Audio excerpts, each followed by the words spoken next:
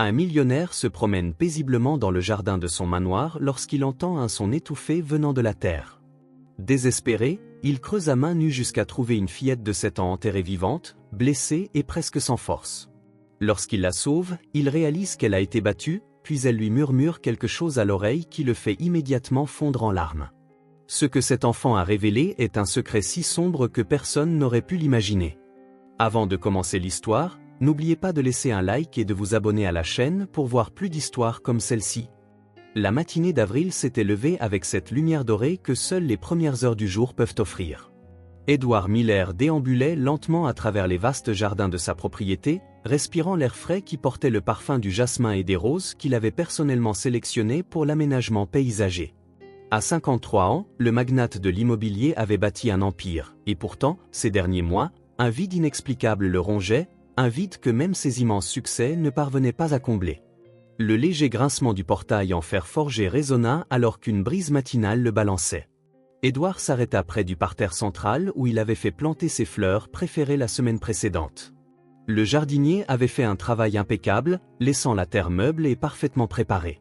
C'était son moment préféré de la journée, ces quelques minutes de silence avant que le monde de l'entreprise ne commence à le harceler d'appels et de réunions. Mais le silence fut brisé par quelque chose d'étrange, un son étouffé, presque imperceptible, provenant de quelque part à proximité. Edward fronça les sourcils, essayant de localiser son origine. Ce n'était ni le vent dans les feuilles, ni le gazouillis joyeux des oiseaux qui égayaient habituellement son jardin. C'était quelque chose de différent, de troublant, un son qui semblait venir de sous la terre. Il s'approcha du parterre fraîchement planté, se penchant pour écouter plus attentivement. Son cœur commença à battre la chamade lorsqu'il réalisa que le son avait un rythme, une cadence qui ressemblait à une respiration laborieuse. Impossible. Son esprit rationnel chercha une explication logique. Peut-être qu'un petit animal s'était erré parmi les racines des plantes. Le son devint plus clair. Il était définitivement humain. Quelqu'un essayait de respirer sous la terre. Un frisson parcourut l'échine d'Edward. Sans réfléchir une seconde, il tomba à genoux sur la terre humide et commença à creuser à main nue. La terre meuble facilitait le travail, mais chaque seconde semblait une éternité. Ses ongles se cassaient, ses mains s'écorchaient contre de petites brindilles et des cailloux, mais il n'arrêtait pas. Le son de la respiration devenait de plus en plus faible, plus désespéré. « Tiens bon, marmonnait-il, creusant de plus en plus profondément. La sueur se mêlait aux larmes qu'il n'avait même pas réalisé qu'il versait.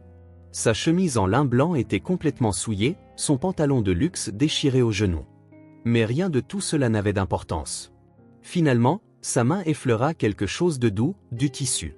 Edward creusa autour jusqu'à ce qu'il puisse distinguer un morceau de vêtement d'enfant. Son cœur faillit s'arrêter. C'était une enfant. Une petite fille, pas plus âgée que 7 ans, était enterrée là, comme si elle était un trésor macabre que quelqu'un voulait cacher à jamais. Avec une extrême précaution, il la sortit de cette tombe de terre improvisée. La fillette était consciente mais extrêmement faible. Ses grands yeux bruns effrayés croisèrent les siens avec un mélange de peur et d'une reconnaissance qu'il ne put saisir immédiatement.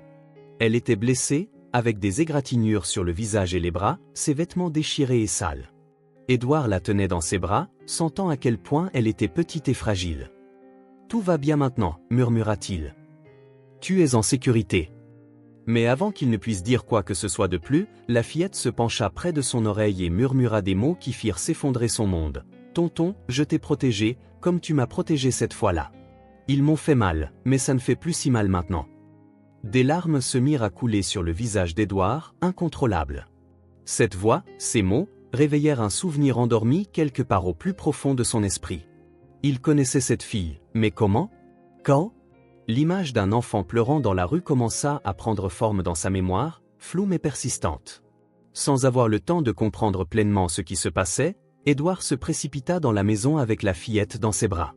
Il devait l'emmener à l'hôpital immédiatement, mais alors qu'il composait le numéro d'urgence, ces mots résonnaient dans son esprit. « Je t'ai protégé. » Le protéger de quoi?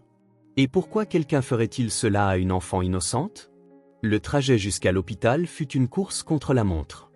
Edward agrippait le volant de sa Mercedes d'une main, tandis que l'autre berçait délicatement la fillette qui avait perdu connaissance en route. Chaque feu rouge semblait une éternité, chaque virage une torture. Le silence de l'enfant le hantait plus que ses gémissements précédents. Aux urgences de l'hôpital général métropolitain, l'équipe médicale réagit avec un professionnalisme exemplaire. La fillette fut immédiatement emmenée dans une salle de traumatologie, laissant Édouard seul dans le couloir, les mains encore couvertes de terre et de sang. Ce n'est qu'à ce moment de pause forcée qu'il commença vraiment à réaliser ce qui s'était passé. « Monsieur, êtes-vous un parent de l'enfant » demanda une infirmière d'âge mûr s'approchant de lui avec un presse-papier. Édouard hésita. Comment pouvait-il expliquer avoir trouvé cette fille enterrée dans son jardin? Comment pouvait-il justifier le lien inexplicable qu'il ressentait pour elle? Je l'ai trouvée, répondit-il en évitant les détails. Elle était blessée et je l'ai amenée ici immédiatement. L'infirmière nota les informations de base, mais Édouard surprit le regard suspicieux dans ses yeux. Il connaissait bien cette expression. C'était la même qu'il recevait lors de certaines réunions d'affaires lorsque d'autres dirigeants remettaient en question ses motivations apparemment altruistes. La différence était que cette fois, il ne pouvait vraiment pas expliquer ce qui l'avait motivé. Alors qu'il attendait des nouvelles des médecins, Édouard ferma les yeux et tenta de donner un sens aux paroles de la fillette. « Tonton, je t'ai protégé, comme tu m'as protégé cette fois-là. » Le souvenir qui avait commencé à se former dans son esprit gagna en clarté. 3 mois plus tôt, un après-midi pluvieux. Il revenait d'une réunion particulièrement éprouvante lorsqu'il vit une petite enfant pleurer sur le trottoir devant un immeuble abandonné. L'image devint plus nette. La fillette était assise sous la pluie, trempée, serrant un sac en plastique déchiré contenant quelques affaires. Ses yeux étaient les mêmes, grands et bruns, remplis d'une tristesse qu'aucun enfant ne devrait avoir à supporter. Édouard avait arrêté sa voiture, poussé par une impulsion qu'il ne pouvait expliquer même alors. « Pourquoi pleures-tu, petite ?» avait-il demandé en lui offrant son parapluie. La fillette leva son visage, révélant des joues rouges d'avoir tant pleuré. « Ils ont dit qu'il n'y avait plus de place pour moi au refuge. Ils ont dit que j'étais trop difficile. » Édouard se souvint de l'indignation qu'il avait ressentie à ce moment-là. Comment un enfant pouvait-il être trop difficile pour recevoir de l'aide? Sans trop réfléchir, il entra dans le premier magasin de jouets qu'il trouva et acheta un ours en peluche couleur miel, assez petit pour qu'elle puisse le transporter partout. Il lui donna aussi de l'argent pour de la nourriture et l'adresse d'une assistante sociale qu'il connaissait. « Comment t'appelles-tu » demanda-t-il avant de partir. « Sophia » répondit-elle en serrant fort l'ours. « Et vous, tonton » Édouard sourit à cette appellation affectueuse. « Édouard. Et souviens-toi, Sophia, tu n'es pas difficile, tu es spécial. » Maintenant assis dans la salle d'attente de l'hôpital, Édouard comprit le lien. La fillette enterrée dans son jardin était Sophia, la même enfant qu'il avait essayé d'aider des mois auparavant. Mais comment s'était-elle retrouvée sur sa propriété? Et qui lui avait fait ça? Monsieur Miller? Une voix le ramena au présent. C'était le médecin traitant, un homme à l'air sérieux en blouse blanche. La fillette est stable, mais nous devons parler. Elle présente des signes de traumatisme physique et psychologique sévères. En plus des blessures récentes, il y a des preuves de maltraitance antérieure. L'estomac d'Édouard se noua. Ira-t-elle bien? Physiquement, oui. Mais émotionnellement? Le médecin marqua une pause significative, nous aurons besoin de l'aide de spécialistes. Et je vais aussi avoir besoin que vous m'expliquiez exactement comment vous l'avez trouvée. Il y a des protocoles à suivre dans des cas comme celui-ci. Avant qu'Édouard ne puisse répondre, une agitation dans le couloir attira leur attention. Une femme en tailleur sombre se dirigeait vers eux, accompagnée de 2 hommes qu'Édouard reconnut immédiatement comme étant des inspecteurs. Son sang se glaça alors qu'il réalisait que la situation était sur le point de devenir bien plus compliquée qu'il ne l'avait imaginé. La capitaine Mariana Costa se présenta avec une poignée de main ferme et un regard perçant qu'Édouard connaissait bien du monde des affaires. C'était le genre de personne qui n'acceptait ni les demi-vérités ni les dérobades. À 40 ans, elle avait la réputation d'être l'une des enquêtrices les plus compétentes de la ville, surtout dans les affaires impliquant des crimes contre les enfants. « Monsieur Miller, j'ai besoin que vous me racontiez exactement comment vous avez trouvé la fillette, » dit-elle en sortant un petit enregistreur numérique. « Chaque détail pourrait être important pour notre enquête. » Édouard prit une profonde inspiration et raconta les événements de la matinée, de sa promenade matinale au moment où il avait entendu les sons étouffés venant de la terre. La capitaine nota tout méticuleusement, posant occasionnellement des questions qui démontraient son expérience dans des cas similaires. « Vous avez dit que vous aviez reconnu l'enfant. Pouvez-vous expliquer ce lien ?» demanda Mariana en fixant ses yeux sur lui. Édouard hésita un instant, mais décida d'être complètement honnête. Il lui parla de la rencontre avec Sophia 3 mois plus tôt, de l'ours en peluche, de l'argent qu'il lui avait donné et de l'orientation vers l'assistante sociale. Intéressant, murmura la capitaine. Donc vous aviez déjà essayé d'aider cet enfant. Avez-vous une idée de l'endroit où elle vivait depuis? Édouard secoua la tête négativement. Je pensais qu'elle était correctement prise en charge. Je lui ai donné le contact de l'assistante sociale, Maria Henderson. Je pensais que le problème avait été résolu. L'un des inspecteurs accompagnant la capitaine lui murmura quelque chose à l'oreille. Mariana hocha la tête et reporta son attention sur Édouard. Monsieur Miller, je vais être direct avec vous. Il est très inhabituel qu'un enfant apparaisse enterré dans le jardin de quelqu'un par hasard. Typiquement, ces cas impliquent une forme de vengeance ou d'intimidation dirigée spécifiquement contre le propriétaire. Édouard sentit un frisson lui parcourir l'échine. Suggérez-vous que quelqu'un a fait ça pour me viser? C'est une possibilité que nous ne pouvons pas écarter. Avez-vous des ennemis? Quelqu'un qui pourrait vouloir vous nuire en utilisant un enfant innocent? La question prit Édouard au dépourvu. Au cours de ses années en tant qu'homme d'affaires prospère, il avait conclu de nombreuses affaires, pas toutes populaires. Des concurrents qui avaient perdu des contrats, des partenaires qui se sentaient lésés, des investisseurs en désaccord avec ses décisions. Mais utiliser un enfant comme instrument de vengeance semblait trop extrême, même selon les normes les plus basses du monde de l'entreprise. J'ai des concurrents, comme tout homme d'affaires, répondit-il prudemment, mais rien qui ne justifierait quelque chose d'aussi barbare. La capitaine prit quelques notes supplémentaires avant de continuer. Nous aurons besoin d'une liste de noms de personnes qui pourraient avoir des motifs de vous nuire. Et je devrais également examiner votre propriété de manière approfondie. Il est possible que nous trouvions des preuves importantes sur le site où la fillette a été enterrée. À ce moment, le médecin revint avec un rapport à la main. Son expression était encore plus grave qu'auparavant. Capitaine, je dois vous informer qu'en plus des traumatismes physiques récents, la fillette montre des signes d'avoir été maintenue en captivité pendant un certain temps. Il y a des marques de cordes sur ses poignets et ses chevilles, ainsi que des preuves de malnutrition. Édouard se sentit nauséeux.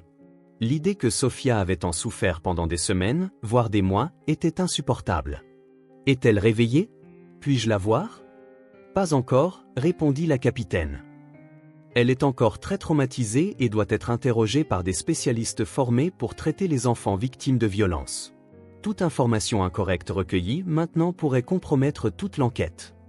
Édouard comprenait, mais la frustration de ne pas pouvoir réconforter Sophia était presque insoutenable. Il se souvenait de la confiance dans ses yeux lorsqu'elle avait murmuré ces mots sur sa protection. Maintenant, elle était de nouveau seule, entourée d'étrangers dans un environnement hospitalier froid et impersonnel.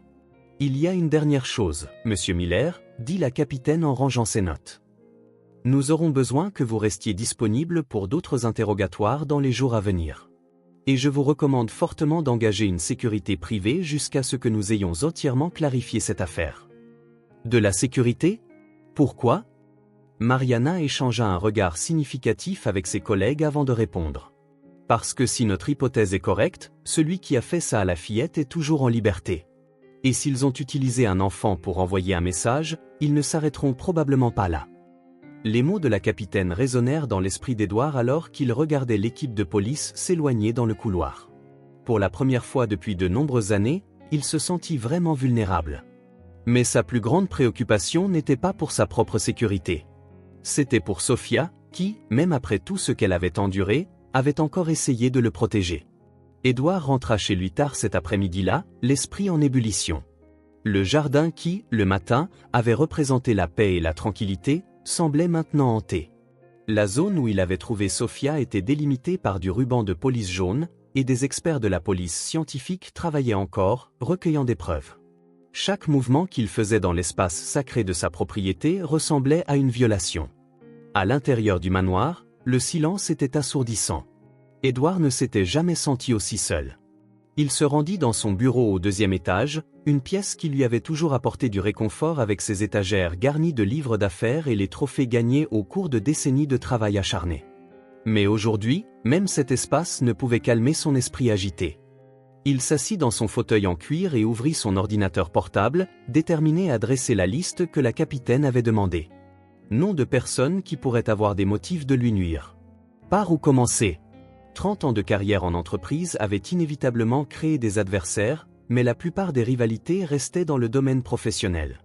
Le premier nom qui lui vint à l'esprit fut Robert Thompson, un promoteur immobilier qui avait perdu 3 contrats majeurs au profit d'Edward au cours des 2 dernières années. Robert n'avait jamais caché son amertume, faisant même des commentaires acerbes lors d'événements sociaux sur les méthodes douteuses d'Edward. Mais de là à nuire à un enfant, il y avait une distance qu'Edward espérait qu'aucun être humain n'était capable de franchir. Il continua la liste: Mark Jensen, un ancien partenaire qui avait quitté l'entreprise après un désaccord sur des investissements risqués, Eleonora, une courtière en immobilier qu'Edward avait dénoncée après des tentatives de fraude documentaire, Charles Davis, un fournisseur qui avait perdu des contrats de plusieurs millions de dollars quand Edward avait découvert une surfacturation dans ses charges. Chaque nom ajouté à la liste faisait douter Edward de sa propre trajectoire. Avait-il été trop dur dans ses décisions commerciales? Sa quête d'excellence et d'honnêteté dans les affaires avait-elle créé des ennemis dangereux? Il n'avait jamais imaginé que ses choix professionnels pourraient aboutir à quelque chose d'aussi horrible. Le téléphone sonna, interrompant ses réflexions. C'était le docteur Arthur Miller, son frère aîné et unique parent proche. « Edward, j'ai entendu ce qui s'est passé. La nouvelle se répand déjà dans la ville. Comment vas-tu » Edward soupira profondément. Arthur avait toujours été le frère le plus prudent, celui qui avait choisi une carrière médicale au lieu des entreprises à risque. « Je vais bien, Arthur. » Inquiet pour la fille. « Es-tu sûr qu'il était prudent de t'impliquer autant dans cette situation ? Je veux dire, ta compassion est louable, mais tu pourrais te mettre en danger inutilement. » L'observation d'Arthur faisait écho à quelque chose qu'Edward avait essayé d'ignorer. Il serait plus facile de confier entièrement l'affaire aux autorités et de prendre ses distances. Personne ne s'attendrait à ce qu'il maintienne une implication personnelle avec une enfant qu'il connaissait à peine. Mais chaque fois qu'il pensait à prendre ses distances, il se souvenait des yeux confiants de Sophia et des mots qu'elle lui avait murmurés à l'oreille. « Elle a essayé de me protéger, Arthur. Une enfant de 7 ans a subi la torture en essayant de m'avertir d'un danger. Comment puis-je simplement tourner le dos maintenant ?» Arthur resta silencieux un moment avant de répondre. « Tu as toujours été comme ça, Edward. Depuis que tu es petit, tu ne pouvais pas supporter l'injustice sans essayer de la réparer. Tu te souviens quand tu as défendu ce garçon à l'école qui se faisait harceler? Tu t'es fait malmener 2 fois, mais tu n'as pas abandonné jusqu'à ce que les harceleurs arrêtent. » Edward sourit tristement à ce souvenir. « Et tu m'as emmené chez le médecin les 2 fois, en te plaignant que j'étais trop têtu pour mon propre bien. »« Je le pense toujours, » dit Arthur affectueusement, « mais je sais aussi que cette obstination est ce qui fait de toi qui tu es. Promets-moi juste d'être prudent. Si tu as besoin de quoi que ce soit, n'importe quoi, appelle-moi. » Après avoir raccroché, Edward retourna son attention sur l'ordinateur portable, mais fut de nouveau interrompu, cette fois par la sonnette. Il était près de 21h. Qui cela pouvait-il être? Par l'interphone, il vit un homme en costume sombre qu'il ne reconnut pas. « Monsieur Miller, je suis Anthony Stone de Golden Shield Security. La capitaine Costa nous a demandé de venir ici aujourd'hui pour évaluer la sécurité de votre propriété. » Edward hésita. Il ne se souvenait pas avoir autorisé une telle visite, mais peut-être que la capitaine avait pris l'initiative. Il ouvrit le portail et reçut l'homme dans le salon principal. Anthony était professionnel et efficace, expliquant les risques auxquels Edward pourrait être confronté et les mesures nécessaires pour protéger à la fois la propriété et lui-même. Nous recommandons une surveillance armée 24h24, des caméras supplémentaires à tous les points d'accès et un système d'alarme connecté directement à une centrale de sécurité, expliqua Anthony en lui montrant une tablette avec les plans de la propriété. Nous vous suggérons également d'éviter les routines prévisibles pendant les prochains jours. Edward accepta toutes les mesures, mais alors qu'Anthony était sur le point de partir, il posa une question qui glaça le sang d'Edward. « Au fait, Monsieur Miller, avez-vous une idée de la raison pour laquelle quelqu'un choisirait d'enterrer la fillette à cet endroit exact du jardin?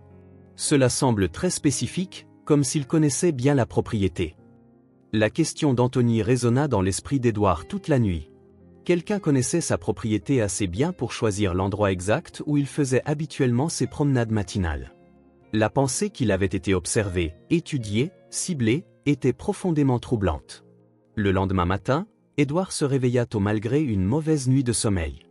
Les caméras de sécurité nouvellement installées clignotaient discrètement à divers points de la propriété, lui rappelant constamment sa nouvelle réalité. Il prit un petit déjeuner rapide et se dirigea vers l'hôpital, impatient d'avoir des nouvelles de Sophia. La capitaine Mariana était déjà là quand il arriva, parlant à voix basse avec une femme plus âgée en blouse blanche. « Monsieur Miller, voici le docteur Carmen Diaz, une psychologue spécialisée dans les traumatismes infantiles. Elle a pu parler avec Sofia ce matin. Le docteur Diaz avait des yeux bienveillants et une présence rassurante qui inspirait confiance. Sofia est une fille très courageuse, Monsieur Miller. Elle m'a dit des choses importantes sur ce qui lui est arrivé. Est-ce qu'elle va bien? Puis-je la voir? Demanda Edward, contenant à peine son anxiété. Elle va mieux physiquement, mais émotionnellement, elle est encore très fragile. Elle a spécifiquement demandé à vous voir, ce qui est un bon signe. Cela signifie qu'elle vous fait confiance, répondit le médecin. Mais d'abord, j'ai besoin que vous compreniez ce qu'elle a vécu. Edward se prépara au pire alors que le docteur Diaz commençait à raconter ce que Sofia avait partagé. Depuis 3 semaines, elle était retenue captive par 3 hommes. Ils l'utilisaient pour surveiller des gens, profitant du fait qu'une enfant des rues passe souvent inaperçue dans la plupart des endroits. Surveiller des gens? Edward ne put cacher sa surprise. La capitaine Mariana reprit la parole. Sofia nous a dit qu'il y a 3 semaines, elle cherchait de la nourriture près du quartier des affaires quand elle vous a vu sortir d'une réunion. Elle vous a reconnu comme le tonton de l'ours en peluche et a décidé de vous suivre, espérant une occasion de vous remercier personnellement. Le cœur d'Edward se serra. Sofia avait essayé de le retrouver par gratitude, et cela l'avait mise en danger. Pendant cette surveillance informelle, poursuivit la capitaine, elle a fini par assister à une réunion entre 3 hommes qui complotaient pour saper vos entreprises. Apparemment, ils discutaient du sabotage de certains de vos projets et même de chantage. Sofia a essayé d'avertir les autorités de ce qu'elle avait entendu, ajouta le docteur Diaz, mais comme elle était une enfant des rues, personne n'a pris son signalement au sérieux. Cela l'a laissée très frustrée, car elle voulait vraiment vous protéger pour vous rendre votre gentillesse. Edward se passa une main sur le visage, essayant de traiter l'information. Et puis ces hommes ont découvert qu'elle avait essayé de les dénoncer? Exactement. Ils l'ont enlevée, non seulement pour la faire taire, mais pour l'utiliser comme message pour vous. Le plan était de l'enterrer sur votre propriété comme une forme d'intimidation extrême. La cruauté du plan laissa Edward nauséeux. Mais comment savait-il où j'habite? Comment connaissait-il ma routine matinale? Mariana et le docteur Diaz échangèrent un regard inquiet. C'est la partie la plus troublante, Monsieur Miller. Sofia a dit que l'un des hommes connaissait des détails intimes sur votre vie. Il connaissait vos promenades matinales, votre emploi du temps, même votre préférence pour ce parterre de fleurs spécifiques dans le jardin. Edward sentit le sol se dérober sous ses pieds. Vous voulez dire que l'un d'eux me connaît personnellement? C'est la seule explication logique, répondit la capitaine. Sofia a décrit le chef du groupe comme un homme d'âge mûr, bien habillé, qui parlait avec colère de la façon dont vous lui aviez volé des choses. Elle a dit qu'il semblait vous connaître depuis longtemps. À ce moment, une infirmière apparut à la porte. Docteur Diaz, la fillette demande à voir tonton Edward. Elle a dit qu'elle devait lui dire quelque chose d'important. Edward regarda la capitaine, qui hocha la tête. Vous pouvez y aller, mais souvenez-vous, elle est encore très fragile. Laissez-la parler à son propre rythme. En descendant le couloir vers la chambre de Sofia, Edward sentit le poids de la responsabilité sur ses épaules. Un enfant avait enduré la torture physique et psychologique en essayant de le protéger d'un danger dont il ignorait même l'existence. Et maintenant, il découvrait que la personne responsable de tout cela était quelqu'un de son cercle personnel ou professionnel, quelqu'un en qui il avait peut-être confiance. Il s'arrêta à la porte de la chambre, prit une profonde inspiration et tourna la poignée. Sofia était assise sur le lit, serrant le même ours en peluche qu'il lui avait donné des mois auparavant. Quand elle le vit, ses yeux s'illuminèrent, mais Edward pouvait voir que derrière ce sourire courageux se cachait une profonde tristesse qu'aucun enfant ne devrait avoir à porter. « Tonton Edward !» s'exclama Sofia, sa voix mêlant joie et soulagement. Malgré les bandages sur ses bras et son visage encore marqué par les blessures, ses yeux brillaient de la même lumière qu'Edward se souvenait de leur première rencontre. L'ours en peluche était serré contre sa poitrine, clairement son seul réconfort pendant les terribles jours qu'elle avait vécus. Edward s'approcha lentement, essayant de contrôler l'émotion qui menaçait de le submerger. « Salut, petite. Comment te sens-tu ?»« Mieux maintenant que tu es venu me voir, » répondit Sofia en tendant sa petite main vers lui. « Je savais que tu viendrais. J'ai dit au médecin que mon oncle Edward tient toujours ses promesses. » Edward tint sa petite main, remarquant qu'elle tremblait encore légèrement. « Quelle promesse, Sofia ? Quand tu m'as donné l'ours, tu as dit que j'étais spécial et que quelqu'un prendrait soin de moi un jour. J'ai toujours cru ça, même quand c'est devenu difficile. Les mots de la fillette transpercèrent le cœur d'Édouard. Pendant tous ces mois, alors qu'il continuait sa vie confortable, Sophia s'était accrochée à ces mots comme à une bouée de sauvetage. Sophia, j'ai besoin que tu me dises ce qui s'est passé. Peux-tu le faire? Sophia hocha la tête sérieusement. Je peux. Le docteur Diaz a dit que raconter aidera à me garder en sécurité, et je veux vraiment que tu sois en sécurité. Avec une maturité impressionnante pour ses 7 ans, Sophia commença à raconter sa version des événements. 3 semaines auparavant, elle cherchait de la nourriture dans les poubelles près du quartier des affaires lorsqu'elle reconnut Édouard sortant d'un grand immeuble. Elle avait été si heureuse de le voir qu'elle avait décidé de le suivre pour trouver le bon moment pour l'approcher et le remercier pour l'ours en peluche et sa gentillesse. « Je ne voulais pas te déranger au travail, » expliqua Sophia, « alors j'ai attendu près de ton entreprise.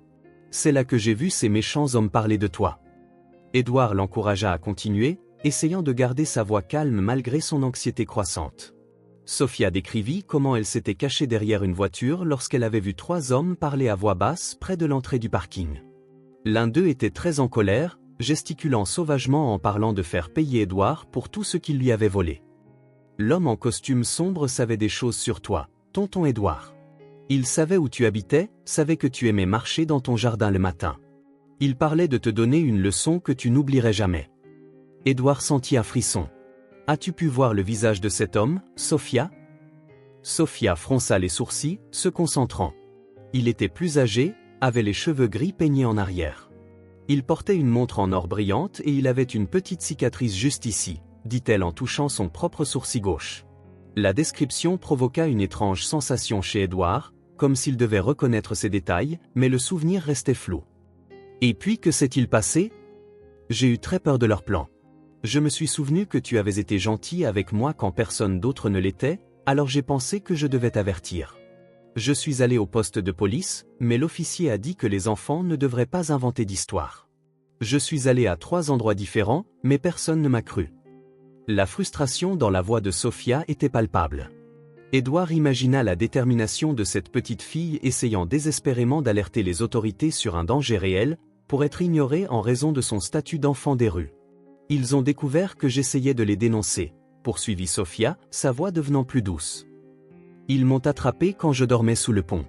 Ils ont dit que j'étais une fille très curieuse et qu'ils allaient m'apprendre à ne pas me mêler de ce qui ne me regardait pas.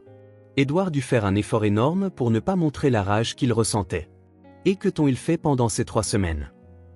Ils m'ont gardé dans une maison sombre. Parfois, ils me donnaient à manger, parfois non. L'homme en costume venait me voir et me demandait si j'avais parlé à quelqu'un d'autre à leur sujet. J'ai toujours dit non, parce que c'était vrai. Personne ne m'avait cru de toute façon. Sophia fit une pause, serrant l'ours plus fort. Hier, il a dit qu'il allait m'utiliser pour t'envoyer un message. Il a dit que tu comprendrais que tu n'aurais pas dû te mêler de choses qui n'étaient pas les tiennes. Je n'ai pas compris ce qu'il voulait dire. Édouard ne comprenait pas entièrement non plus, mais la pièce manquante commençait à se former dans son esprit. Quelqu'un de son passé professionnel, quelqu'un qui se sentait lésé par ses actions, avait orchestré une vengeance élaborée et cruelle. Sophia, tu as été incroyablement courageuse. Plus courageuse que beaucoup d'adultes ne le seraient. Et maintenant tu es en sécurité. Je te le promets. Sophia sourit pour la première fois depuis qu'Édouard était entré dans la pièce. Je sais que je suis en sécurité avec toi, tonton Édouard. Tu es comme les héros des histoires que grand-mère me racontait avant de partir. À ce moment, la capitaine Mariana apparut à la porte, son expression sombre. Monsieur Miller, je dois vous parler d'urgence. Nous avons découvert quelque chose d'important sur l'affaire. Édouard embrassa doucement le front de Sophia avant de suivre la capitaine dans le couloir. Ce qu'elle avait à dire était clairement trop sérieux pour être discuté devant la fillette. Mariana le conduisit dans une pièce privée au bout du couloir où 2 autres enquêteurs les attendaient avec des expressions graves. Monsieur Miller, nous avons identifié le principal suspect, dit Mariana en ouvrant un dossier avec des photographies. La description de Sophia était très précise. Il s'agit de Robert Thompson, l'homme d'affaires que vous avez mentionné sur votre liste hier. L'estomac d'Édouard se serra. Robert Thompson. Bien sûr. La cicatrice sur son sourcil était le résultat d'un accident de voiture des années auparavant. La montre en or était sa marque de fabrique, toujours ostensiblement affichée lors d'événements sociaux. Mais pourquoi Robert était-il allé à un tel extrême? Il y a plus, Monsieur Miller, poursuivit l'un des enquêteurs, un homme chauve avec des lunettes. Notre enquête a révélé que Robert Thompson n'a pas seulement perdu des contrats face à vous. Il est confronté à une crise financière dévastatrice. Son entreprise est au bord de la faillite.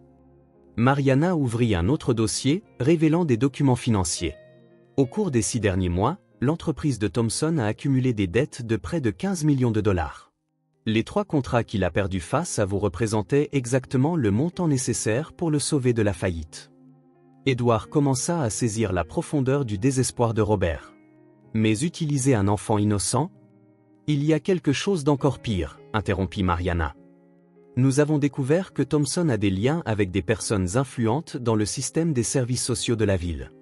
L'assistante sociale, Maria Henderson, à qui vous avez référé Sophia il y a 3 mois, est la belle-sœur de Thompson. La révélation fut comme un coup de poing à l'estomac. Vous voulez dire que lorsque j'ai essayé d'aider Sophia, je l'ai en fait mise directement entre les mains de l'homme qui prévoyait de me nuire? Pas exactement, répondit l'enquêteur à lunettes. Maria Henderson est apparemment une professionnelle honnête qui n'était pas au courant des plans de son beau-frère. Mais Thompson a utilisé sa position pour retrouver Sophia lorsque la fillette a commencé à enquêter sur lui. Mariana tourna une autre page du dossier. C'est là que la situation devient vraiment préoccupante. Thompson n'a pas agi seul. Il s'est associé à des gens qui n'hésitent pas à utiliser des méthodes extrêmes. Et l'enlèvement de Sophia n'était que la première étape d'un plan beaucoup plus vaste. Edward sentit un frisson lui parcourir l'échine. Quel plan? Thompson prévoyait de vous faire chanter en utilisant Sophia comme garantie. Il voulait vous forcer à transférer les 3 contrats contestés, la Tour Horizon, le centre commercial Atlantic Plaza et le domaine de Riverbank, à son entreprise, affirmant que c'était le prix pour le bien-être de la fille. Si vous refusiez? Mariana n'eut pas besoin de terminer la phrase. Edward comprit l'implication terrifiante. Et maintenant? Sophia est-elle en sécurité ici, à l'hôpital? Pour l'instant, oui. Mais Thompson n'a pas encore été arrêté. Il ne sait pas que Sophia a survécu ni qu'elle l'a identifiée. Cela nous donne un avantage temporaire, mais cela signifie aussi qu'il représente toujours une menace. À ce moment, le téléphone portable d'Edward sonna. C'était un numéro inconnu. Mariana lui fit signe de répondre, activant rapidement un appareil d'enregistrement. Edward? La voix à l'autre bout du fil était sans équivoque celle de Robert Thompson. Mais il y avait quelque chose de différent dans le ton, une froideur qu'Edward n'avait jamais entendue auparavant. J'imagine que tu as déjà découvert mon petit cadeau dans ton jardin. Edward regarda Mariana, qui hocha la tête pour l'encourager. Robert, comment as-tu pu faire ça? Une enfant innocente? Innocente? Robert rit amèrement. Cette peste m'espionnait depuis des semaines, essayant de saboter mes affaires. Mais ne t'inquiète pas, Edward, elle a parfaitement servi à démontrer à quel point je suis déterminé à récupérer ce que tu m'as volé. Je ne t'ai rien volé, Robert. J'ai remporté les contrats équitablement. Équitablement? La voix de Robert monta d'une octave. Tu as utilisé des informations privilégiées, manipulé les offres, corrompu les décideurs. Et maintenant, tu vas payer pour ça. Edward était confus. Robert semblait véritablement convaincu d'accusations qui étaient complètement fausses. Robert, tu délires. Je n'ai jamais fait rien de tout ça. Menteur, cria Robert. J'ai des preuves de tout. Et si tu ne transfères pas les contrats de la Tour Horizon, du centre commercial Atlantic Plaza et du domaine de Riverbank à mon entreprise d'ici vendredi, tu découvriras que ma créativité n'a pas de limite. La ligne se coupa. Edward regarda Mariana, qui faisait déjà signe à ses collègues. Avons-nous pu localiser l'appel? Demanda-t-elle à l'équipe technique. Partiellement, répondit un jeune enquêteur. Il utilise un téléphone prépayé, mais nous avons triangulé la région. Il se trouve quelque part dans le quartier industriel, probablement dans l'un des entrepôts abandonnés. Mariana reporta son attention sur Edward. Monsieur Miller, la situation a complètement changé. Thompson ne sait pas que Sophia a survécu, ce qui signifie qu'il croit toujours avoir le contrôle total de la situation. Cela pourrait jouer en notre faveur. Edward n'aimait pas le ton de la capitaine. Que suggérez-vous? Que nous vous utilisions comme appât. Si Thompson croit qu'il a toujours un moyen de pression, nous pouvons l'attirer à une réunion contrôlée où nous pourrons l'appréhender. L'idée de se mettre volontairement en danger n'effrayait pas Edward. Il ferait n'importe quoi pour assurer la sécurité de Sophia. Mais il y avait quelque chose dans la voix de Robert pendant l'appel qui le dérangeait profondément. Ce n'était pas seulement de la colère ou du désespoir financier. C'était quelque chose de plus sombre, une conviction inébranlable qu'Edouard avait commis des crimes terribles. « Capitaine, » dit lentement Edouard, « je pense qu'il y a quelque chose dans cette affaire que nous ne comprenons pas encore entièrement. » L'intuition d'Edouard sur quelque chose de plus profond dans l'affaire se révéla correcte lorsque, le lendemain matin, la capitaine Mariana l'approcha avec des documents qui changèrent complètement sa compréhension de la situation. Ils se rencontrèrent dans son bureau, une pièce fonctionnelle décorée uniquement de diplômes et de photos d'affaires résolues. « Monsieur Miller, notre enquête de ces derniers jours a révélé des informations troublantes sur Robert Thompson », commença Mariana en étalant des documents sur la table. « Les accusations qu'il a portées contre vous ne sont pas seulement le produit du désespoir financier. Il croit sincèrement que vous avez commis les crimes qu'il a mentionnés. » Edouard fronça les sourcils. « Mais c'est impossible. Je n'ai jamais... » « Nous le savons, » interrompit Mariana, « mais nous avons découvert pourquoi Thompson le croit. Quelqu'un lui a nourri ses soupçons pendant des mois, lui fournissant des documents falsifiés et des preuves fabriquées qui prouvent votre corruption. » Edouard sentit un frisson. « Quelqu'un manipule Robert pour m'attaquer ?» Mariana hocha la tête gravement. « Exactement. Et cette personne vous connaît très bien, vous et Thompson. Elle connaît vos entreprises, vos faiblesses, vos motivations. Ce n'est pas une simple vengeance, c'est une conspiration élaborée pour vous détruire tous les deux. » L'enquêteur à lunettes, qui avait participé à la réunion précédente, entra dans la pièce, portant plus de dossiers. « Monsieur Miller, nous avons réussi à retracer l'origine des faux documents que Thompson a reçus. Ils ont été créés par quelqu'un ayant accès aux systèmes internes de votre entreprise. » Edouard sentit sa tête tourner. « Un de mes employés ? Ou un ancien employé, dit Mariana. Quelqu'un qui connaît intimement vos projets, vos stratégies, vos méthodes de travail. Et qui a eu assez de temps pour planifier méticuleusement cette situation. » À ce moment, le téléphone portable d'Edouard sonna à nouveau. C'était Arthur, son frère. « Edouard, je dois te parler d'urgence. Il y a quelque chose que j'aurais dû te dire il y a longtemps. » « Ce n'est pas le bon moment, Arthur.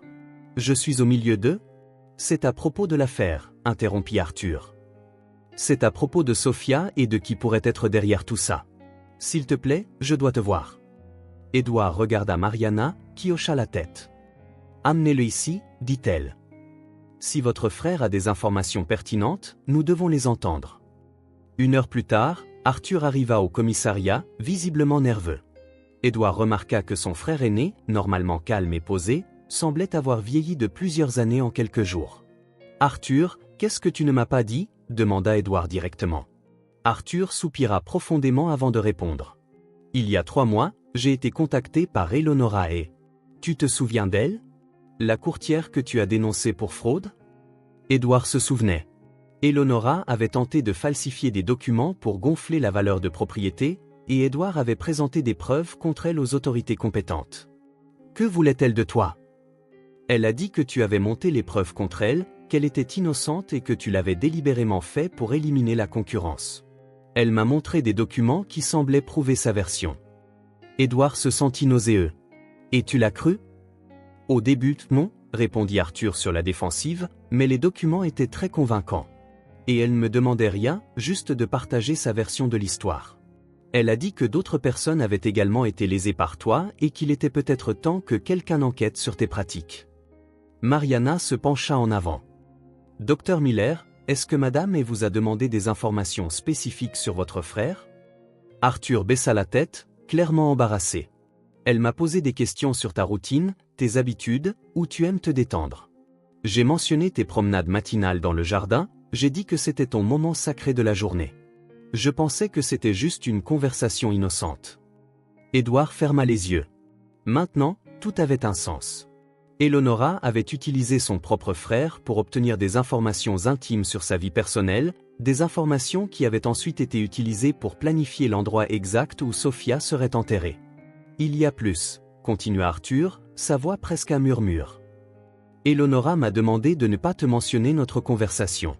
Elle a dit que si tu découvrais qu'elle enquêtait sur tes pratiques, tu pourrais utiliser ton influence pour lui nuire encore plus. » Mariana échangea un regard significatif avec son collègue. Docteur Miller, avez-vous maintenu le contact avec Eleonora et après cette conversation? Elle m'a appelé quelques fois, demandant toujours si j'avais remarqué quelque chose de suspect dans les activités d'Edouard. J'ai toujours dit non, parce que je n'ai vraiment jamais rien remarqué. Mais elle a insisté sur le fait que je devrais faire plus attention. Edouard se leva brusquement, marchant vers la fenêtre. La trahison de son propre frère, même si elle était inconsciente, le piquait profondément. Mais plus que cela, il commençait à comprendre l'ampleur de la conspiration contre lui. « Capitaine », dit-il en se retournant vers Mariana, Eleonora n'agit pas seule. Elle a coordonné toute cette situation. Elle a manipulé Robert avec de faux documents, utilisé mon frère pour obtenir des informations personnelles et a probablement orchestré l'enlèvement de Sofia. Mariana hocha la tête. Et le plus préoccupant, c'est qu'elle est toujours en liberté. Robert croit peut-être qu'il a le contrôle, mais il n'est en réalité qu'un pion dans son jeu. À ce moment, l'enquêteur à lunettes fit irruption dans la pièce. « Capitaine, nous avons un problème. Robert Thompson vient de sortir de prison. » Edouard parut confus. « Qu'est-ce que vous voulez dire? Il n'avait pas été arrêté. » « Non, monsieur Miller. Robert Thompson a été arrêté la nuit dernière sur ordre d'un juge corrompu, sous de fausses accusations liées à l'affaire. Mais ce matin, il a été libéré sur une ordonnance d'habeas corpus déposée par Eleonora, qui s'est présentée comme son avocate. La complexité du plan d'Eleonora se révélait dans toute sa dimension diabolique. Elle avait manipulé à la fois Edouard et Robert, utilisant l'un contre l'autre tout en contrôlant secrètement chaque mouvement du jeu. La révélation qu'Eleonora ait orchestré toute la situation changea complètement la dynamique de l'enquête. Edouard se sentait comme un pion sur un échiquier où chaque mouvement qu'il faisait était anticipé et manipulé par un esprit calculateur qui avait passé des mois à planifier sa destruction. « Nous devons trouver Eleonora avant qu'elle n'exécute la prochaine phase du plan, » dit Mariana, organisant une force d'intervention spéciale. Si elle a réussi à libérer Robert, cela signifie qu'elle a suffisamment d'influence pour corrompre le système judiciaire. Cela la rend bien plus dangereuse que nous l'imaginions. Edouard retourna à l'hôpital pour vérifier si Sofia était en sécurité. Il la trouva en train de jouer avec des poupées que le personnel infirmier avait apportées, mais remarqua qu'elle se tendait chaque fois qu'elle entendait des bruits de pas dans le couloir. Le traumatisme de l'enlèvement était encore très présent dans son jeune esprit. « Tonton Edouard, » dit Sofia quand elle le vit, « la jolie dame est venue me voir ce matin. » Edouard sentit un frisson. « Quelle jolie dame, Sofia ?» Une dame aux cheveux blonds, très bien habillée. Elle a dit qu'elle était ton amie et voulait savoir si j'allais bien. Mais je n'ai pas aimé ses yeux. Ils étaient comme ceux du méchant homme. Il faisait semblant d'être gentil, mais il ne l'était pas. Edouard appela immédiatement l'infirmière responsable. « Y a-t-il eu une visite non autorisée pour Sofia aujourd'hui ?» L'infirmière fronça les sourcils. « Oui, une femme s'est présentée comme une psychologue recommandée par vous. Elle avait une documentation apparemment correcte et connaissait des détails sur l'affaire. Nous avons autorisé une brève visite supervisée. » Edouard appela immédiatement Mariana. « Eleonora était ici. Elle a eu accès à Sofia en se faisant passer pour une professionnelle. » « Cela confirme nos pires soupçons, » répondit Mariana. « Eleonora a non seulement des documents falsifiés convaincants, mais aussi accès à des informations classifiées sur l'enquête. Nous transférons Sofia dans un lieu sûr immédiatement. » En attendant l'arrivée de l'équipe de sécurité, Edouard parla davantage avec Sofia de la visite. La fillette, avec sa perception aiguë d'enfant qui avait survécu dans la rue, fournit des détails importants. « La dame a demandé si j'avais tout dit ce que je savais à la police, » raconta Sofia. « Quand j'ai dit oui, elle a fait une drôle de tête. Puis elle a demandé si je me souvenais d'autre chose sur les méchants hommes. »« Et tu te souvenais ?» Sofia hocha la tête gravement. « Je les ai entendus parler d'un endroit où ils gardaient des papiers importants. Ils ont dit que c'était une vieille maison près de la rivière où personne ne regarderait. Mais je ne l'ai pas dit à la jolie dame, parce que je ne l'aimais pas. » Edouard réalisa que Sofia avait involontairement fourni un indice crucial. Une vieille maison près de la rivière pourrait être l'endroit où Eleonora gardait sa base d'opération et les documents falsifiés qu'elle utilisait pour manipuler la situation. Lorsque Mariana arriva avec l'équipe de sécurité, Edouard partagea l'information. « Nous n'avons que 3 vieilles propriétés près de la rivière qui pourraient servir de cachette, » dit-elle après avoir consulté les cartes de la région. « Nous allons toutes les enquêter simultanément. » Mais avant qu'il ne puisse quitter l'hôpital, le téléphone portable d'Edouard sonna à nouveau. Cette fois, ce n'était pas Robert. C'était une voix féminine qu'il reconnut immédiatement. « Edward, mon chéri », dit Eleonora et avec une douceur artificielle qui lui retourna l'estomac. « J'espère que tu apprécies mon petit jeu.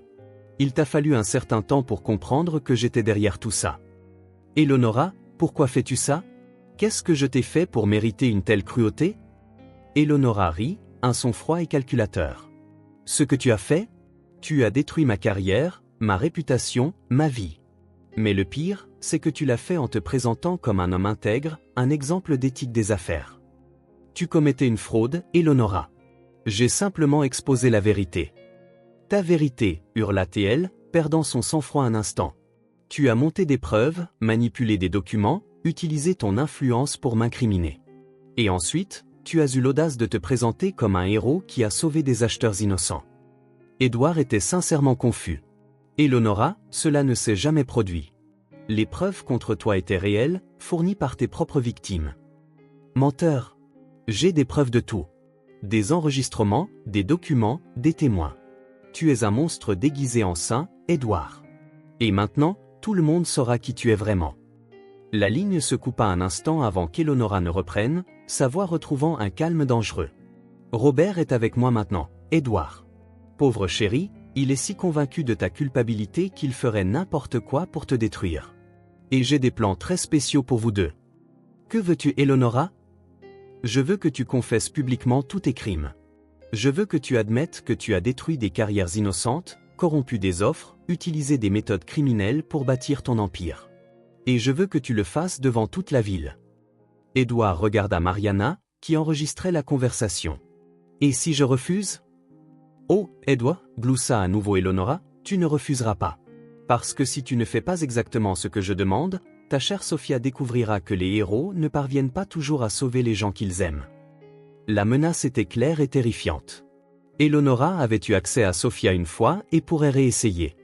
Mais il y avait quelque chose dans sa voix qui suggérait que ses plans allaient bien au-delà du simple chantage. « Tu as jusqu'à demain midi pour décider, Edward. Je te contacterai avec des instructions sur où et comment faire ta confession publique. Et souviens-toi, j'ai des yeux partout.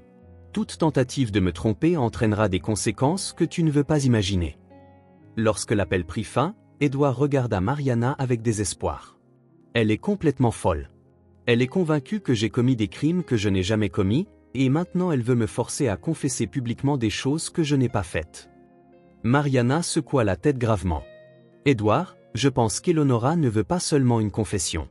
Elle veut ta destruction totale, ton humiliation publique. Et elle utilise à la fois Robert et Sophia comme instruments pour atteindre cet objectif. » La nuit fut longue et angoissante pour Edward. Sophia avait été transférée dans un lieu sûr, mais il ne pouvait s'empêcher de penser aux menaces d'Eleonora. La femme qui n'avait été qu'une courtière malhonnête s'était transformée en quelque chose de bien plus dangereux, une personne obsédée par la vengeance, capable de tout pour le détruire. Le lendemain matin, Edward reçut un appel inattendu. C'était Maria Henderson, l'assistante sociale qui était involontairement devenue une partie de la conspiration par l'intermédiaire de son beau-frère, Robert. « Monsieur Miller, » sa voix était chargée de culpabilité et d'inquiétude, « je dois vous dire quelque chose d'important. Mon beau-frère, Robert, est venu me voir la nuit dernière. Mais il n'était pas seul. Il y avait une femme avec lui, une certaine Eleonora et... » Edward s'assit au bord de son lit, pleinement alerte. « Que voulait-il de vous? » Ils m'ont montré des documents sur Sophia, disant qu'elle avait donné un faux témoignage contre mon beau-frère. La femme, Eleonora, a dit que Sophia était manipulée par des gens qui voulaient nuire à des hommes d'affaires honnêtes comme Robert. Edward sentit la rage monter en lui. Eleonora essayait de corrompre même l'assistante sociale pour déformer les faits. « Et vous les avez crus? » Au début, j'étais confuse, admit Maria Henderson. Mais quand Eleonora a commencé à parler de vous, j'ai réalisé que quelque chose n'allait pas. Elle montrait une haine très personnelle, très intense. Ce n'était pas le genre de préoccupation professionnelle qu'une avocate devrait avoir. Qu'a-t-elle dit d'autre? Elle a prétendu qu'elle avait des preuves que vous aviez corrompu le système pour adopter illégalement Sophia. Que vous utilisiez la fille pour gagner la sympathie du public et cacher vos crimes commerciaux. Elle a dit qu'elle allait tout exposer aujourd'hui. Edward comprit qu'Eleonora préparait une campagne de diffamation publique. Il ne suffisait pas de le forcer à avouer des crimes qu'il n'avait pas commis, elle voulait détruire sa réputation de toutes les manières possibles. Maria Henderson, où sont-ils maintenant? Je ne sais pas. Mais j'ai entendu Eleonora mentir à Robert sur plusieurs choses. Elle a dit qu'elle avait des enregistrements de vos conversations admettant la corruption, mais la façon dont elle parlait, j'ai réalisé qu'elle inventait. Mon beau-frère est trompé par elle. Après avoir raccroché, Edward appela immédiatement Mariana. La capitaine était déjà dans son bureau, coordonnant les recherches des propriétés près de la rivière. Monsieur Miller, nous avons des nouvelles.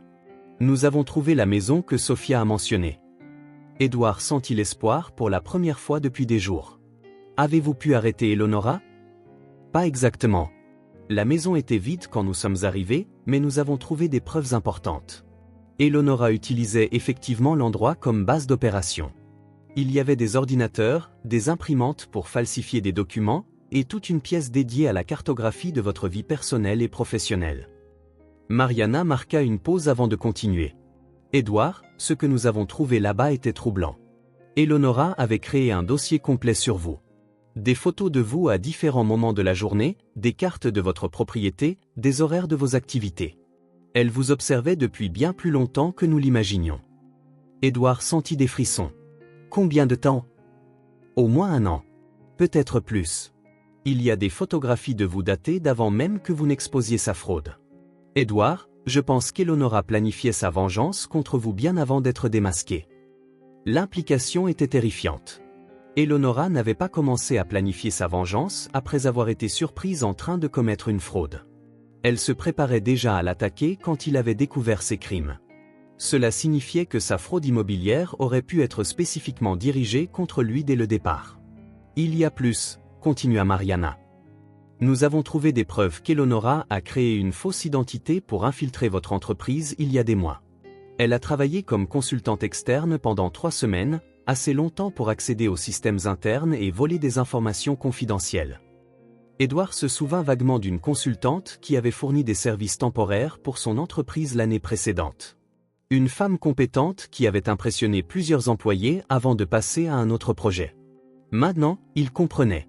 C'était Eleonora, infiltrée pour recueillir des informations qu'elle utiliserait plus tard contre lui. Le téléphone sonna à nouveau. C'était Eleonora, ponctuelle comme elle l'avait promis. Bonjour, Edward. J'espère que tu as bien dormi, car c'était peut-être ta dernière nuit de sommeil paisible pour longtemps. Edward décida d'essayer une approche différente. Eleonora, je sais que tu as infiltré mon entreprise. Je sais que tu planifiais ça bien avant que je ne découvre ta fraude. Pourquoi ne me dis-tu pas la vérité sur ce qui s'est réellement passé? Eleonora resta silencieuse quelques secondes, clairement surprise qu'il sache pour son infiltration. Quand elle reprit la parole, sa voix avait perdu une partie de sa douceur artificielle. Tu as détruit ma famille, Edward. Pas seulement ma carrière, toute ma famille. Mon mari m'a quitté, mes enfants avaient honte de moi. J'ai perdu ma maison, mes amis, tout ça à cause de ta croisade morale. Eleonora, tu commettais des crimes. Des innocents étaient lésés. J'étais désespéré, hurla-t-elle. Mon fils avait besoin d'une opération coûteuse, mon mari avait perdu son travail. Nous perdions notre maison.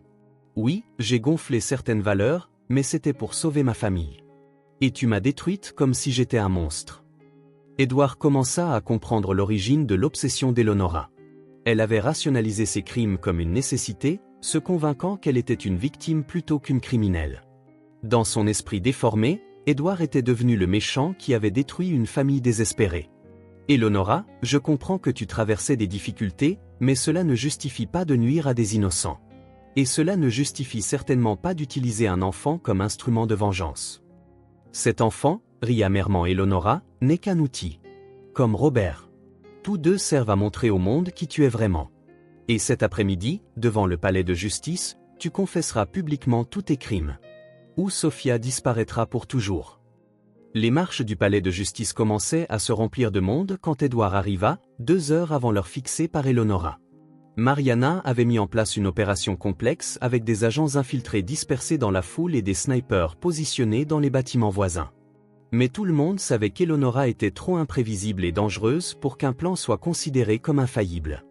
Edward regarda les marches du palais de justice, où dans quelques heures, il serait contraint de choisir entre sa réputation et la vie de Sophia.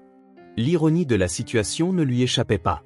Le même endroit où il s'était si souvent battu pour la justice serait maintenant le théâtre de sa propre destruction ou de sa rédemption. Monsieur Miller, dit Mariana en s'approchant avec un microphone presque imperceptible, souvenez-vous que notre objectif principal est la sécurité de Sofia. Si nous pouvons la localiser pendant votre discours, nous donnerons le signal. D'ici là, essayez de gagner du temps et de faire en sorte qu'Eleonora se dévoile. Édouard hocha la tête, mais son esprit était concentré sur autre chose. Pendant la nuit blanche précédente, il était parvenu à une conclusion troublante. Peut-être que la seule façon de sauver Sofia était de vraiment confesser publiquement, non pas les crimes qu'Eleonora croyait qu'il avait commis, mais la vérité sur sa propre fierté et son aveuglement. À 14 heures, une foule considérable s'était rassemblée. Les journalistes locaux étaient présents, attirés par la promesse d'un célèbre homme d'affaires faisant une confession publique. Édouard reconnut plusieurs personnes du milieu des affaires, certains amis, d'autres concurrents, curieux de sa chute. Le téléphone sonna exactement à midi. « Édouard, j'espère que tu profites de ton public, » dit Eleonora, sa voix remplie d'une satisfaction malveillante. « Tu peux monter sur le podium maintenant. Tu as 10 minutes pour confesser tous tes crimes de corruption, de manipulation et de destruction de carrières innocentes. » Édouard marcha lentement vers le podium installé sur les marches du palais de justice. Chaque pas semblait une éternité. Quand il atteignit le microphone, le silence de la foule était presque oppressant. Il prit une profonde inspiration et commença à parler. « Mon nom est Édouard Miller. » Sa voix résonna clairement sur la place. « Je suis venu ici aujourd'hui pour parler de vérité, de justice et des conséquences de nos choix. » Eleonora devait s'attendre à une confession immédiate, car elle rappela rapidement. Édouard répondit avec le microphone toujours allumé, rendant la conversation audible pour tout le monde. « Ce n'est pas le discours sur lequel nous nous sommes mis d'accord, Édouard, » dit Eleonora, sa voix amplifiée pour toute la foule. « Tu as raison, Eleonora, » répondit calmement Édouard. « C'est le discours de la vérité. Je veux que tout le monde entende parler d'une femme qui a choisi la vengeance au lieu de la rédemption, qui a utilisé un enfant innocent comme instrument de chantage. » La foule murmura, confuse, alors qu'Édouard continuait. « Eleonora, tu entends ça ? Pendant toute une année, tu as planifié ma destruction. Tu as infiltré mon entreprise, manipulé des innocents, kidnappé une enfant de 7 ans, tout ça parce que tu ne pouvais pas accepter les conséquences de tes propres crimes. »« Tais-toi » cria Eleonora au téléphone, son sang-froid finissant par craquer. « Tu ne peux pas retourner ça contre moi. »« Mais je peux parler de mes propres erreurs, » continua Édouard. « Quand j'ai exposé ta fraude, Eleonora, je l'ai fait froidement et impersonnellement. Je ne me suis pas soucié de ce qui t'arriverait, à toi ou à ta famille, après l'exposition. Je me suis concentré uniquement sur la justice légale, ignorant la compassion humaine. » La foule était maintenant complètement silencieuse, absorbant chaque mot.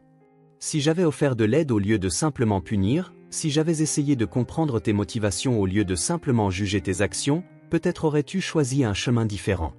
Peut-être qu'un enfant innocent n'aurait pas souffert à cause de ma fierté. » Eleonora était clairement en panique à l'autre bout du fil. « Ce n'est pas ce que tu es censé dire.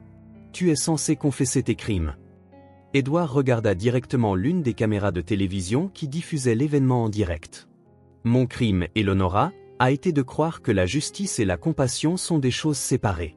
C'était d'être si rigide dans mes principes que j'en ai oublié d'être humain. Et à cause de ça, une fillette de 7 ans a failli perdre la vie. » À ce moment, une agitation se produisit sur le côté de la place. Mariana courait vers le podium, parlant d'urgence dans sa radio. Édouard réalisa qu'ils avaient localisé Eleonora.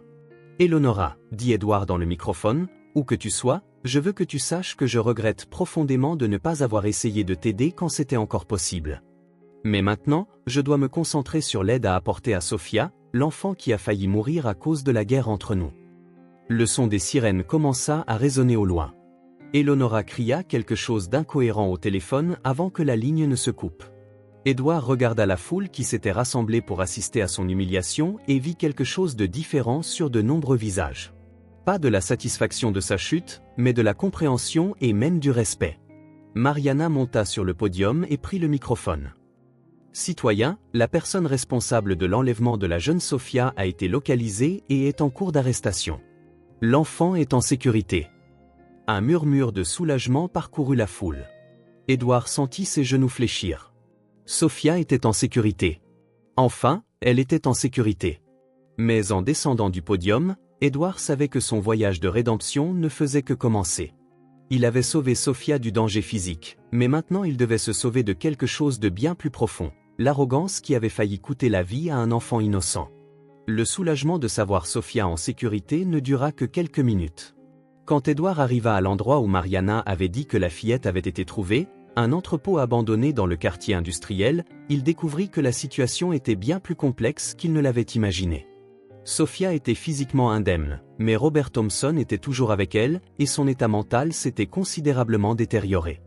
L'homme qu'Édouard connaissait comme un concurrent agressif mais rationnel s'était transformé en quelqu'un de méconnaissable. Ses yeux avaient une lueur maniaque, et il tenait Sophia près de lui comme si elle était un talisman qui pouvait le protéger de la réalité qui s'effondrait autour de lui. « Robert », dit calmement Édouard en s'approchant lentement de l'entrepôt où se déroulait l'affrontement. « Eleonora a été arrêtée. C'est fini. Tu peux laisser partir Sophia. » Robert rit amèrement, un son qui résonna de manière inquiétante dans l'espace vide. « Fini ? C'est fini pour moi, Édouard.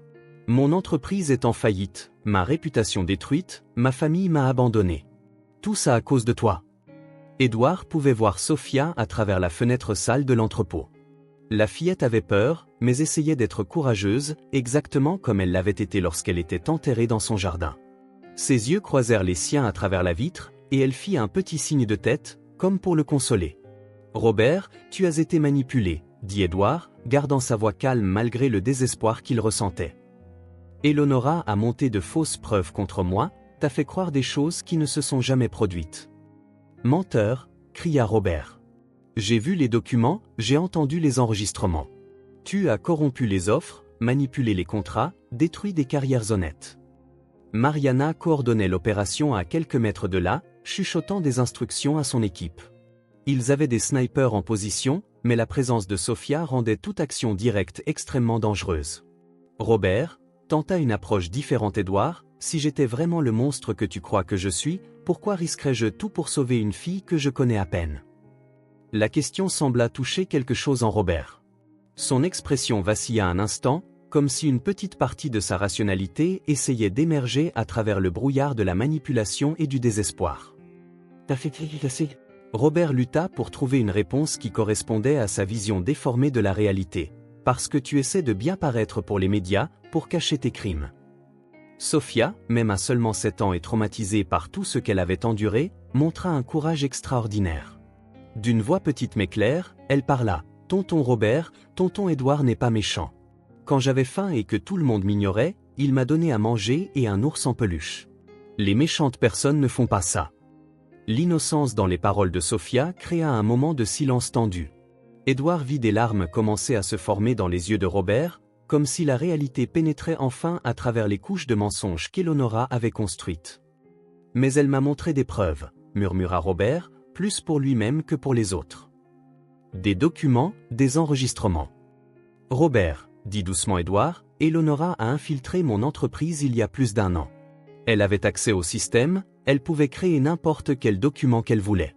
Tu as été sa victime autant que moi. » À ce moment, le téléphone portable de Robert sonna.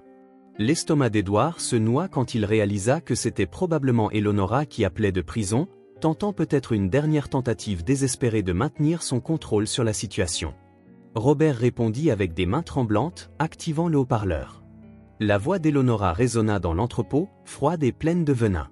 « Robert, j'espère que tu ne penses pas à croire les mensonges d'Édouard. Souviens-toi de tout ce qu'il t'a fait, à toi, à ta famille. » La voix de Robert se brisait. « Eleonora, étais-tu sur des preuves contre lui? » « Absolument sûr. » Il y eut une pause à l'autre bout du fil.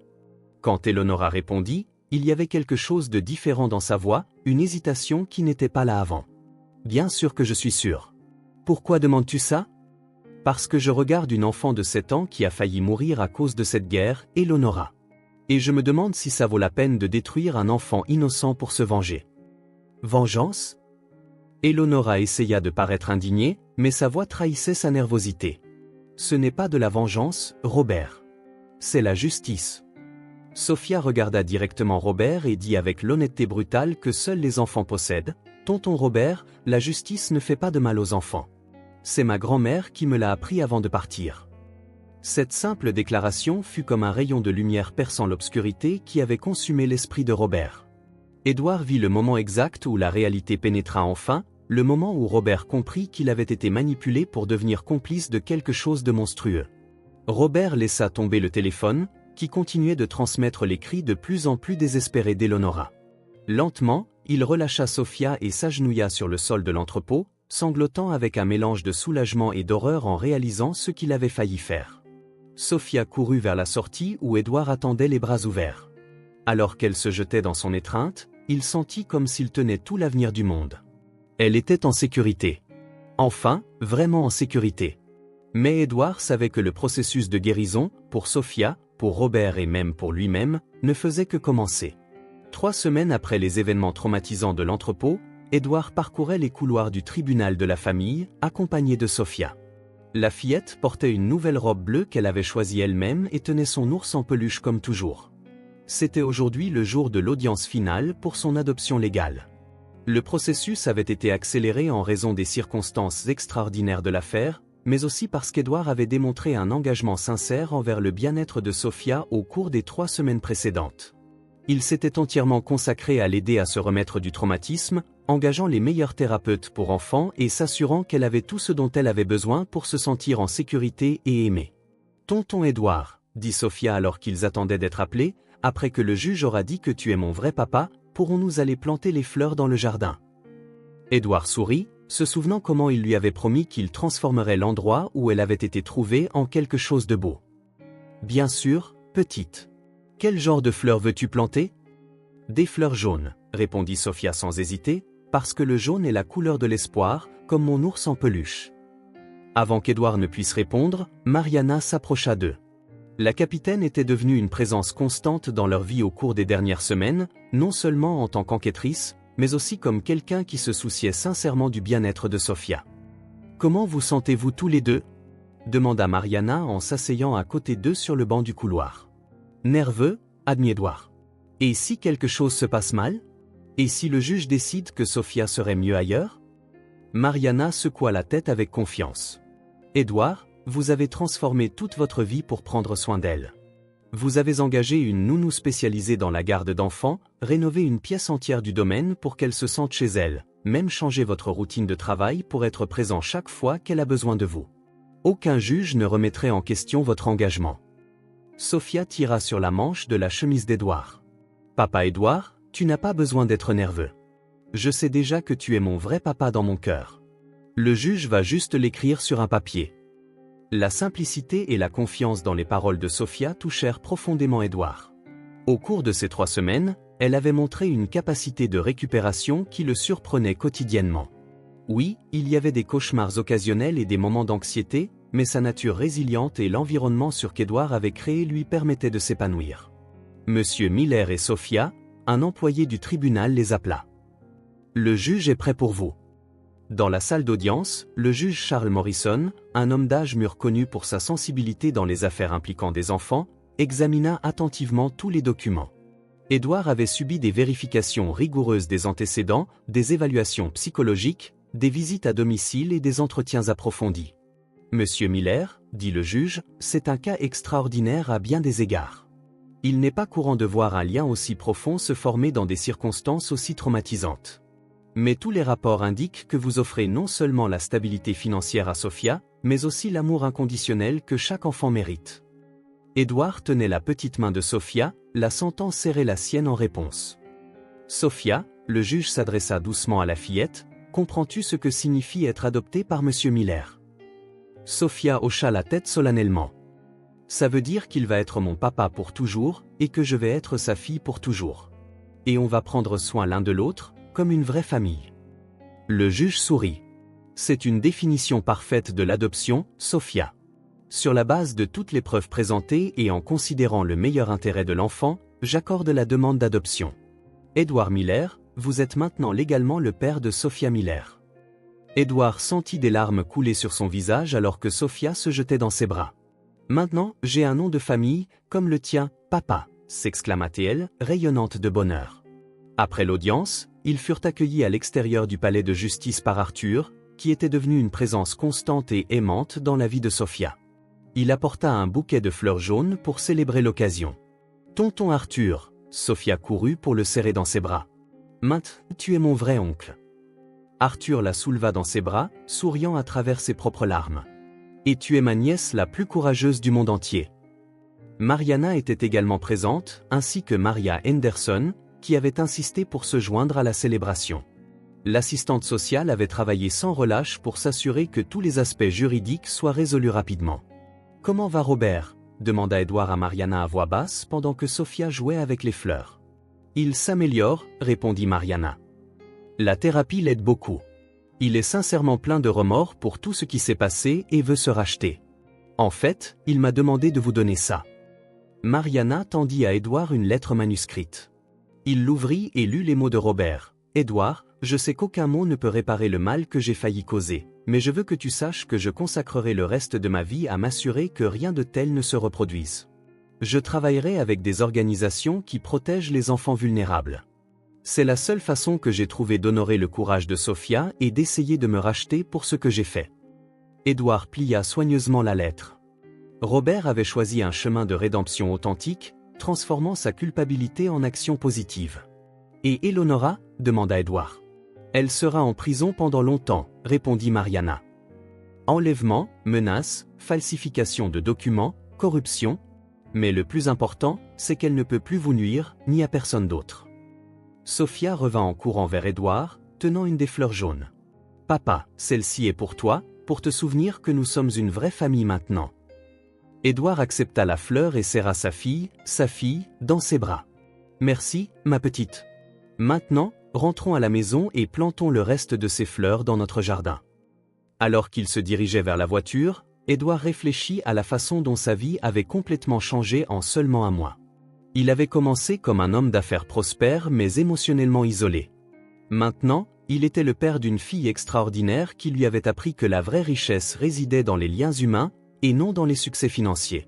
4 semaines après cette matinée traumatisante qui avait changé leur vie pour toujours, Edward et Sophia s'agenouillèrent côte à côte dans le jardin du domaine. L'endroit où la fillette avait été trouvée enterrée était maintenant en train d'être transformé en un parterre vibrant de fleurs jaunes, des tournesols, des marguerites et des roses jaunes qui brillaient sous le soleil de l'après-midi. « Papa, tu penses que les fleurs vont bien pousser ici ?» demanda Sophia, ses petites mains plaçant soigneusement les graines dans la terre préparée. Edward sourit, observant comment elle avait changé au cours des dernières semaines. Les cauchemars se produisaient encore occasionnellement, mais ils étaient de plus en plus rares. Son rire était revenu, ainsi que cette curiosité naturelle qui faisait d'elle une enfant spéciale. « J'en suis sûre, ma petite. Cette terre a été préparée avec grand soin. » Sophia le regarda avec ses yeux bruns qui brillaient maintenant de sécurité au lieu de peur. « Papa, je peux te poser une question importante. » « Bien sûr, tu peux me demander n'importe quoi. » « Pourquoi as-tu pensé que je valais la peine d'être sauvé ? Je veux dire, tu ne me connaissais même pas vraiment quand tu m'as trouvé. » La question prit Edward au dépourvu. Pendant un mois entier, il s'était concentré sur les soins à apporter à Sophia, sur la garantie de sa sécurité et de son bonheur. Mais il ne s'était jamais arrêté pour réfléchir profondément à ses propres motivations. « Tu sais, Sophia, dit-il en s'arrêtant pour choisir les bons mots, je pense que la bonne question, comment aurais-je pu ne pas essayer de te sauver ? Quand j'ai vu un enfant en danger, mon cœur a simplement su quoi faire, avant même que mon esprit ne le traite. » Sophia hocha la tête sérieusement. « Comme quand j'ai entendu ces hommes dire du mal de toi. Mon cœur savait que je devais te protéger, même si je ne savais pas vraiment comment. » Edward sentit une vague d'émotion. « Exactement. Et sais-tu ce que j'ai découvert au cours de ces dernières semaines ? C'est que tu m'as sauvé autant que je t'ai sauvé. » « Que veux-tu dire, papa ? » Edward plaça un autre plant de tournesol dans la terre avant de répondre. « Avant que tu n'entres dans ma vie, je vivais comme une machine. Je travaillais beaucoup, je gagnais de l'argent, j'achetais des choses, mais je ne vivais pas vraiment. Je n'avais pas de famille, je n'avais personne dont je devais m'occuper. Je n'avais pas de véritable amour dans ma vie. » Sophia écoutait attentivement, ses petites mains s'arrêtant de planter pour se concentrer sur ces mots. « Tu m'as appris que réussir en affaires ne signifie rien si tu n'as personne avec qui partager ta vie.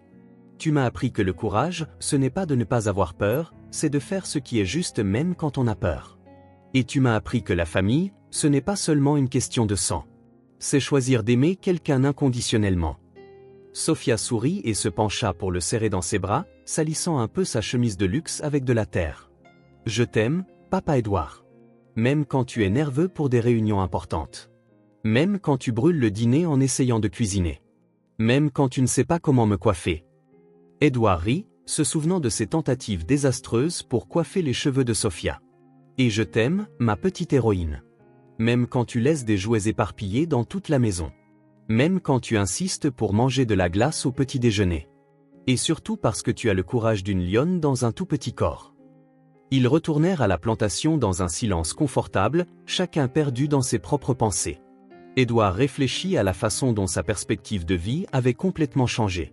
Son entreprise continuait de prospérer, mais maintenant il déléguait plus de responsabilités pour avoir du temps de qualité avec Sophia. Il avait même commencé à envisager d'étendre ses activités à des initiatives sociales, peut-être en créant des programmes pour aider les enfants vulnérables. « Papa, dit soudain Sophia, je pense que nous devrions planter une fleur spéciale pour tante Mariana, une pour oncle Arthur et une pour madame Maria Henderson. Ils nous ont aidés aussi. » Édouard sourit à la générosité naturelle de Sophia. C'est une merveilleuse idée. Quel genre de fleurs penses-tu que chacun d'eux aimerait? Sophia réfléchit attentivement. Pour tante Mariana, des fleurs fortes, parce qu'elle est courageuse comme une guerrière. Pour oncle Arthur, des fleurs qui guérissent, parce qu'il est médecin et prend soin des gens. Et pour madame Maria Henderson, des fleurs qui poussent en grappe, parce qu'elle s'occupe de beaucoup d'enfants à la fois. Alors qu'il plantait ces fleurs spéciales, Édouard pensa à la façon dont Sophia avait transformé non seulement sa vie, mais aussi la vie de tous ceux qui l'entouraient. Mariana avait commenté que l'affaire avait renouvelé sa passion pour l'enquête. Arthur envisageait de se spécialiser dans les traumatismes infantiles. Maria Henderson avait lancé un programme spécial pour les enfants ayant besoin de familles adoptives. Le soleil commença à se coucher, peignant le jardin de teintes dorées qui rendait les fleurs nouvellement plantées encore plus radieuses. Édouard et Sophia s'assirent sur le banc près du parterre, admirant leur travail. « Papa, combien de temps penses-tu que les fleurs mettront à pousser complètement » demanda Sophia en posant sa tête sur son épaule. « Quelques semaines pour que les premières germent, quelques mois pour qu'elles deviennent vraiment grandes et belles, répondit Édouard en passant son bras autour d'elle. Sophia resta silencieuse un moment avant de dire « Comme nous. Il a fallu quelques semaines pour que je n'ai plus si peur, et quelques mois pour que nous devenions une vraie famille. » Édouard l'embrassa sur le haut de la tête, ressentant un amour si profond qu'il lui faisait mal à la poitrine. « Tu as raison, petite. Les meilleures choses de la vie ont besoin de temps et de soins pour grandir. » Sophia leva la tête pour le regarder. « Papa, promets que nous prendrons soin de ces fleurs ensemble, pour toujours. » « Je te le promets, Sophia. Nous en prendrons soin, nous les regarderons grandir, et elles nous rappelleront toujours comment quelque chose de terrible peut se transformer en quelque chose de beau quand l'amour est impliqué. » Sophia prit son ours en peluche, qu'elle avait laissé sur le banc, et le serra contre sa poitrine. « Maintenant, seules de belles choses poussent ici, dit-elle en regardant le parterre où elle avait été trouvée enterrée. « Tout comme toi, qui as transformé ma vie en quelque chose de beau, répondit Édouard, les larmes aux yeux. Alors que la première étoile apparaissait dans le ciel, père et fille restèrent assis dans le jardin, entourés par les promesses de fleurs en croissance et par un amour qui était né des circonstances les plus improbables. Le jardin, qui avait autrefois été témoin de l'horreur et de l'injustice, s'épanouissait maintenant comme un symbole de renouveau et d'espoir, rappelant que même dans les sols les plus arides, l'amour peut faire germer une nouvelle vie.